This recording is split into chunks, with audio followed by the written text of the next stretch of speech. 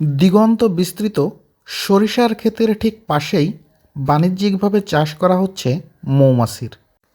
আর এই মৌমাছিকে কেন্দ্র করেই ব্যস্ত সময় পার করছেন মৌচাষিরা। ক্ষেতের ঠিক পাশেই মৌমাছি চাষ করার ফলে ক্ষেত জুড়ে বেড়েছে মৌমাছির আনাগোনা, আর এটির ফলে ফসলের ফলনও বেড়েছে বেশ দারুণ। আপনারা দেখেন এই দুই ভাই এখন এই মৌ বাক্সগুলো থেকে মধু সংগ্রহ করছে। তারা একটি বিশেষ যন্ত্রের মাধ্যমে হালকা ধোয়া দেওয়ার চেষ্টা করছে এই মৌমাছিগুলোকে, যাতে মৌমাছিগুলো একটু দূরে সরে যায়। দেখেন এই সামান্য ছোট্ট একটা চাকে কি পরিমাণ মৌমাছি থাকে।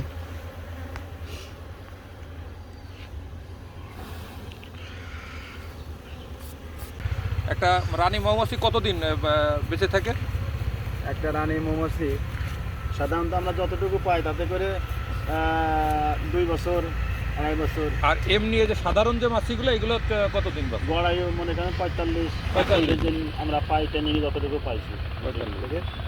আর মনে করেন একটা নতুন রানী তৈরি হলে এই মাছটা যেভাবে উৎপাদন দেয় তাতে করে আমরা এই ধনে ফুলের থেকে শুরু করে পরবর্তী ধনে ফুল পর্যন্ত আমাদের এই রানীগুলো আচ্ছা, থাকে। নতুন মাছিতে যখন এরা জন্ম হয় তখন বেশি মধু সংগ্রহ করে, নাকি যখন মাছির বয়স বেশি হয় তখন মধু বেশি সংগ্রহ করে? এই রানী মাছি না, এমনি সাধারণ মাছ। এই সাধারণ মাছিদের হয় ওই নাজমি মাছি থাকে, অর্থাৎ উড়ো ফল হয়।